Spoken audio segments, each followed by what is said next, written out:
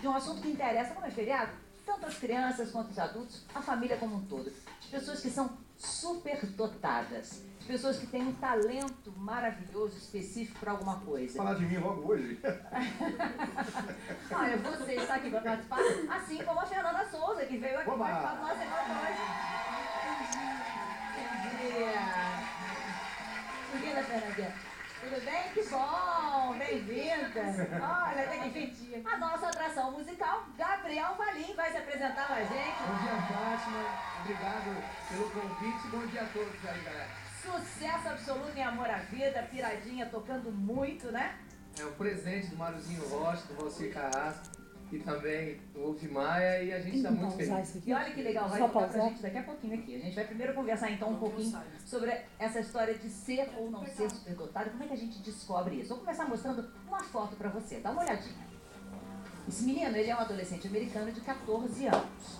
O que você acha que ele está estudando atualmente, Fernanda? Eu? O que você acha que um menino de 14 anos americano pode estar Olha, estudando? se eu fosse realmente superdotada, eu ia saber, entendeu? Eu acho que ele, sei lá, alguma coisa a ver com matemática. Eu também pensei nisso. Eu acho que 14 anos, os meus filhos estão com 15, já está estudando equação do segundo grau, que vai Ou ser uma útil para a vida coisa de toda. informática, assim, uma coisa Muito moderna. moderno, É. Gabriel, você acha que ele pode estar estudando o quê? Ele tem uma cara de nerd, né? Você acha? Tem, sim, ele é muito estudioso, esse menino aí. Olha, eu vou dizer pra você, ele tá fazendo mestrado, gente, em física quântica. 14 anos. É. Então não pode. Isso existe? Olha, ele entrou na faculdade com 11. Gente. É verdade, ele entrou na faculdade. Olha só, exatamente a parte da física que estuda assim, se eu pudesse dizer a grosso modo, as menores partículas que existem, quer dizer, é algo muito abstrato realmente. Vou mostrar a imagem dele fazendo umas contas. Eu, pra somar no papelzinho, dividir, eu nunca fui boa em matemática, gente, nunca. Quando eu olho esse menino, olha só, a facilidade com que ele está lá, parece que ele está falando de algo que tem até lógica, né? Você quase acredita que faz sentido, porque É impressionante. é assim, impressionante, olha, a fluência, a naturalidade, você percebe realmente que não há sofrimento no que ele está fazendo, ele faz porque realmente para ele aquilo é tranquilo, tanto que com 14 anos ele está fazendo mestrado. Esse menino aos 12 anos recebeu um diagnóstico de autismo, né?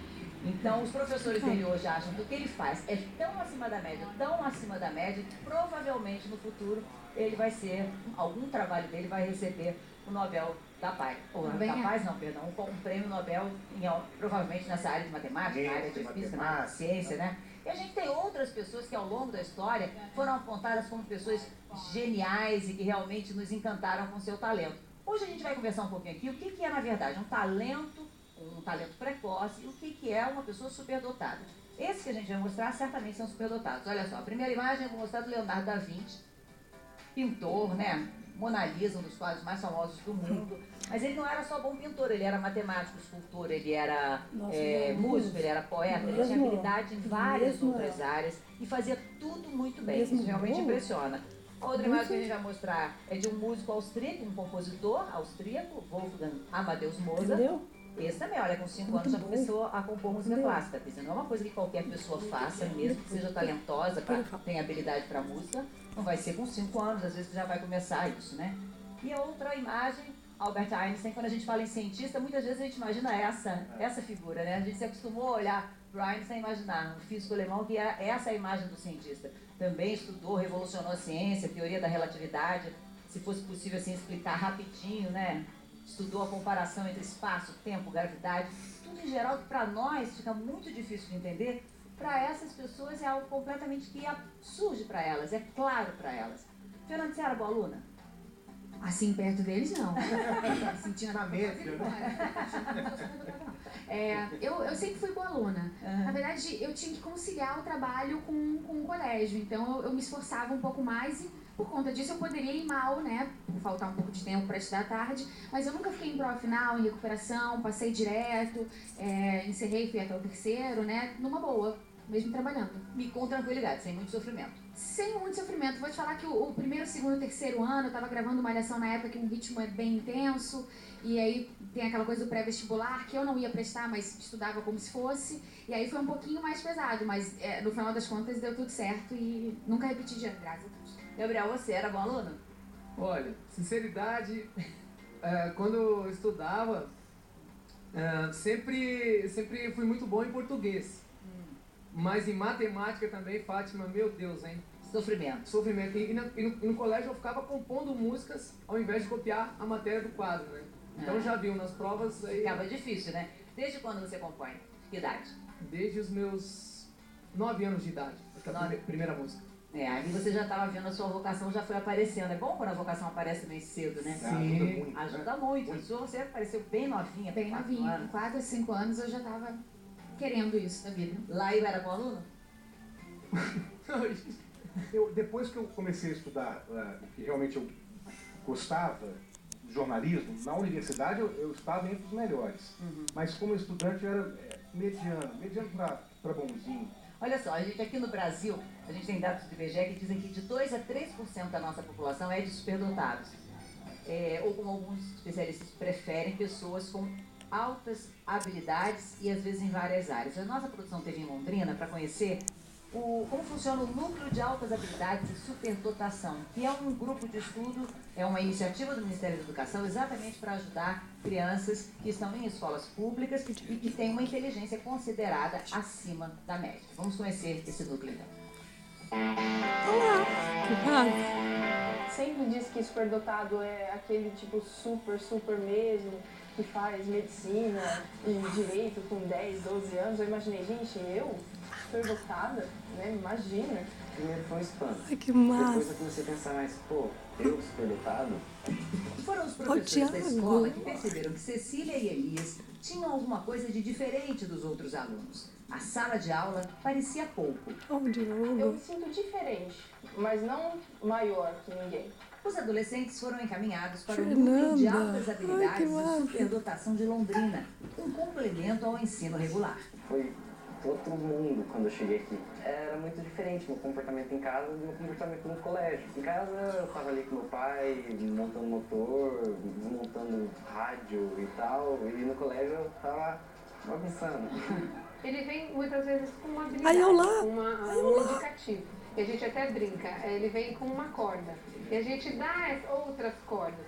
Conforme eles vão puxando, a gente vai voltando. Eu faço filosofia, jogos, música e física.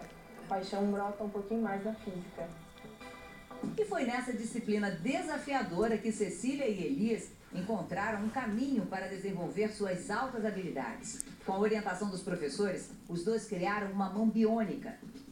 Uma prótese de mão biônica, mas não uma prótese normal, uma prótese de baixo custo, né, para que todas as pessoas tenham acesso. A justificativa desse projeto é atender a maior parte da população que não tem condições financeiras. Então fomos procurando materiais alternativos. O projeto da mão biônica, feita de fios de nylon e tubos de PVC, foi apresentado na Feira Brasileira de Ciências e Engenharia e será desenvolvido a partir de agora, junto com os formandos de Engenharia Elétrica da Universidade Federal de Londrina. A gente entende que o nosso limite é aqui, mas que os nossos alunos têm asas, são como flechas, né? Fico feliz porque eu orgulho meus pais. E eu espero um dia encontrar muitas pessoas que não têm o braço usando nossa mão biônica. Essa pessoa vive melhor graças à ciência que eu tive paciência de tentar aprender. Isso é maravilhoso, você saber que uma outra pessoa vive melhor por sua causa. Nossa, deve ser maravilhoso realmente, ela deve se sentir, né, o dia que ela conseguir ver isso em ação. A gente está recebendo a Suzana Pérez, que é presidente do Conselho Brasileiro para a Superdotação, e é uma doutora em educação que se especializou exatamente nessas crianças com essas super habilidades. A primeira pergunta é como é que a gente identifica uma criança que é superdotada e diferencia essa criança de uma outra que tem um talento, ou é talentosa especialmente para alguma coisa e não é para outra. Eu conversando com o Renan, que veio do Rio de Janeiro, que está na nossa plateia, está ali o Renan. É a dúvida dele também, viu? Tudo bom? Valeu, Renan. A gente diz que a pessoa com altas habilidades ou superdotação, que é a mesma coisa, a pessoa que tem talento é a mesma coisa, quer dizer, muitas vezes a gente faz essa diferenciação e confunde, né? Quando agora que apresentaram as pessoas que se destacavam no mundo, essas pessoas eram pessoas com altas habilidades, mas também eram grandes gênios. Né? Foram pessoas que, além de ter altas habilidades de superdotação, elas estavam no lugar certo na hora certa, né? E foram pessoas que, se vocês forem analisar a a história de vida escolar dessas pessoas, vocês vão ver que não eram bons alunos. Parece que o Einstein só era bom em física e matemática, no resto ele não era bom. Eu sou superdotado, eu não era bom. Eu também me senti então, melhor. eu escutava agora a Fernanda, escutava o Gabriel dizer, eu componho, né? Na escola não tinha atrativo para mim. Por quê? Porque a nossa escola, ela está direcionada para valorizar um tipo de inteligência que é o que nós consideramos que é o que significa ser inteligente. Para a nossa sociedade, ser inteligente é ter boas notas, é ter um bom rendimento na escola. É se adequar ao espaço, né? Exatamente. Mas o que é ser inteligente, né? E aí entra um conceito de inteligência, né? Primeiro, nós considerar que a inteligência não é somente saber escrever e fazer cálculo, né? Que ser inteligente não é apenas ter boas notas na escola, né? Então, considerar que nós temos muitas inteligências, né? Nós temos no mínimo 8 inteligências diferentes. 8. Então, nós podemos ter altas habilidades de superdotação na área corporal sinestésica, na área do teatro, né? Na área da música. Inclusive, e não necessariamente em outras áreas. Inclusive, eu tenho aqui o meu produtor musical, o Rafael André, que ele toca vários instrumentos. Ele tem aptidão para vários instrumentos, e inclusive grava também. Grava nos meus discos, ele tem um estúdio. Pois é, e essa é uma das questões que a gente vê. Então, essa capacidade acima da média, essa pessoa com altas habilidades de superdotação, ela se destaca em alguma área do conhecimento, não necessariamente na escola. E não o professor, por exemplo, na escola, você acha que ele tem condição de avaliar que essa criança... Não, mas não, deixa eu terminar com a definição para as pessoas não ficarem com dúvida. Tá bom, então, essa capacidade acima da média, mas tem também criatividade, né? Que a gente vai ver aqui, que viu nesses meninos ali, e tem também um envolvimento com a tarefa. São pessoas que dedicam muito tempo a essa área na qual elas têm capacidade acima da média. Tem um interesse maior, né? A paixão delas, né? Então, essas três, digamos assim, esses 3 grandes grupos de traços que definem uma pessoa superdotada, com altas habilidades, talentosa, chame como quiser. É diferente e tem que ser respeitada por isso, né? O número de alunos que nós temos nas escolas é muito grande. Nós temos de 2 a 3 alunos por sala de aula. Que seriam superdotados. Muito grande, com certeza. E aí, como é que o professor identifica? Não tem formação. O Ministério de Educação oferece formação para que os professores possam oferecer o atendimento educacional especializado em salas de recurso, mas na área de altas habilidades não tem essa formação. Tem para a área da cegueira, da deficiência física, da deficiência visual, mas não para as altas habilidades. Esse núcleo que a gente viu em Londrina, ele existe em outros estados? Além em todos, na verdade, assim, os núcleos eles foram criados em 2005, foi uma demanda do Combrage também, né, de toda a sociedade, o que eu digo assim, dessa comunidade que a gente tem que ter, né, de pessoas com altas habilidades, porque são pessoas que têm diferenças e que precisam lutar por esses direitos, né? Esses núcleos existem em todas as capitais de estado, mas não todos funcionam bem. Tem estados em que está totalmente desativado, tem estados como Londrina, que também tem muito essa questão do entusiasmo dos professores que investem nisso, porque às vezes não é nem o estado, às vezes o estado investe, o Paraná é um exemplo do país em termos de atendimento às altas habilidades, mas tem estados em que o diferencial é esse entusiasmo dos professores. Agora, eu fiquei preocupado que você disse 2, 3 pessoas acima da média, superdotadas, e elas não são descobertas pelos professores. Qual é a consequência emocional para essas crianças? Pois hoje nós estamos conversando com as famílias ali no camarim, e eu disse, não, mas meu filho é normal, meu filho não tem nada de diferente. Por que a gente não respeita essa diferença? Né? Eu acho que a gente tem que se dar conta de que a pessoa com essa habilidade, superdotada, ela não é melhor do que as outras, mas ela é diferente e tem que ter esse direito a ser respeitada na sua diferença. pensa diferente, tem interesses diferentes, né? Se ela não for aceita, vai achar assim, puxa, eu tenho alguma coisa de errado, né? Porque ninguém diz que eu sou diferente, mas eu me sinto diferente, eu sei que sou diferente. Será que eu sou doente? Será que eu tenho...